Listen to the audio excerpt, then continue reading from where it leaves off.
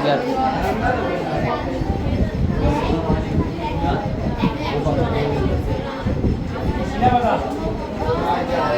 ক্রয় জাবেদা কি বলো তো? ক্রয় জাবেদা কি?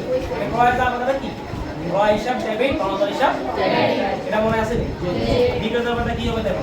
দেওয়া হিসাব ডেবিট, বিক্রয় হিসাব মানে জাবেদাটা মনে রাখতে হবে নাকি? তো ক্রয় জাবেদা করতে গেলে ক্রয় জাবেদা ঘর লাগবে না? আচ্ছা, ক্রয় জাবেদা ঘরটা কি মনে আছে আমাদের সবার? দেখো বলে দেখা দিচ্ছে। ক্রয় জাবেদা করতে গেলে প্রথমে প্রত্যেকটা প্রথম তারিখ লাগবে না?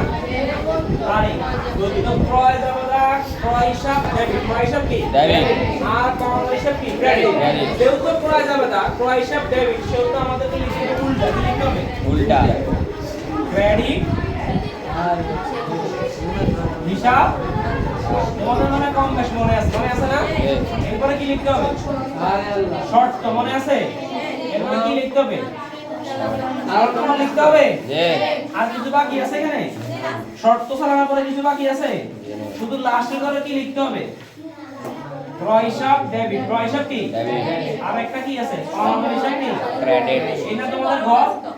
হ্যাঁ, সূত্র সমস্যা না, সূত্রটা আসলে আমাদের লিখি আর কি, কিন্তু সূত্রের কোনো কি নেই, প্রয়োগ সূত্রটা লিখি কিন্তু সূত্রের কোনো কিছু করছে এখন পর্যন্ত।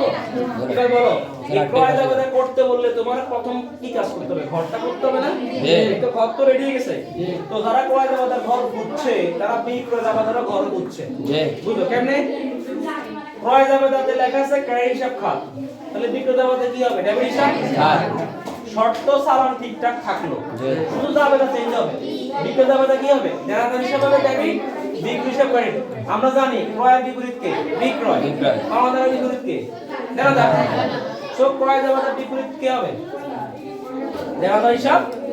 বিক্রয় জাবেদা কি হবে? দেনাদার হিসাব ডেবিট, আর বিক্রয় হিসাব কি ক্রেডিট। এবার আসো এই অঙ্কটা সমাধান করব কেমনে? আমাদের ষষ্ঠ অধ্যায়ের ঠিক 1 নম্বর উদাহরণ।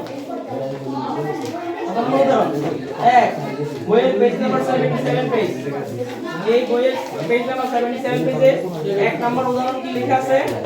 উপরোক্ত তথ্যতে ফেরত পণ্যের মূল্য। তো এটা তো ক নম্বর ছোটখাটো অঙ্ক, ওটা নিয়ে আমি আগামীকাল বড় হবে। ক নম্বরে তোমরা কেমন কেমন অঙ্ক পাও কথা বলবো। ওকে, ক নম্বর আসো।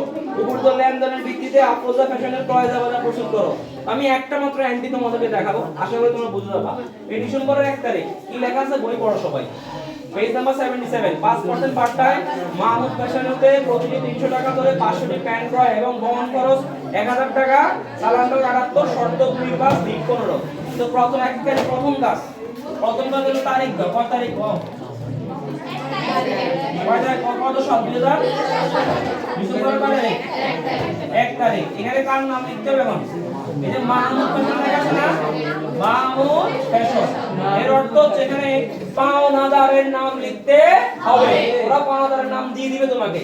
এরপর শর্ত লেখা আছে এখানে। কত লেখা? শর্ত কি লেখা আছে? পড়ো। শর্ত লেখা আছে 2 ডিভাইড বাই কত? 5, নিট 15। এটা কথা মনে আছে? 215 নিট কত? 30। এর ব্যাখ্যাটা কার মনে আছে?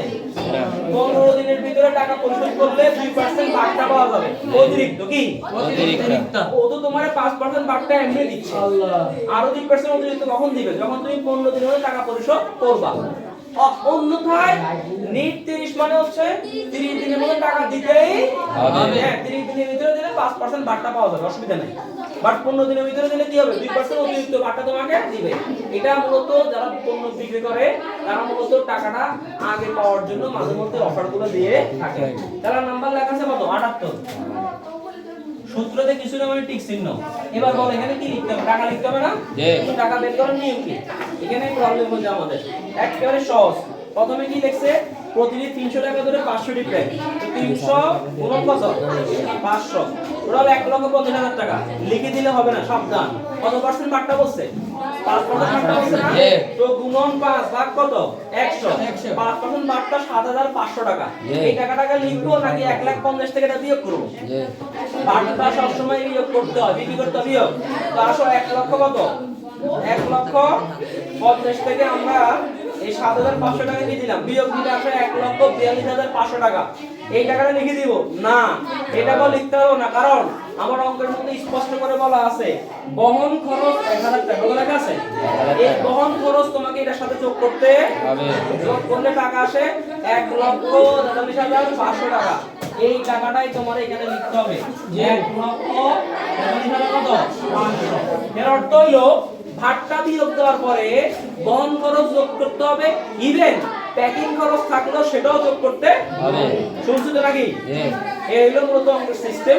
এইভাবে তুমি যতগুলো অঙ্ক এখানে ক্রয় জামাতা, কি জামাতা? ক্রয় জামাতার লগে সংশ্লিষ্ট সবগুলো একসাথে তুমি এখানে লিখবা, লেখার পরে সেটি করে দিবা ক্লোজ। জাস্ট ক্লোজ করলে কি যাবে, অঙ্ক হয়ে যাবে। ধন্যবাদ।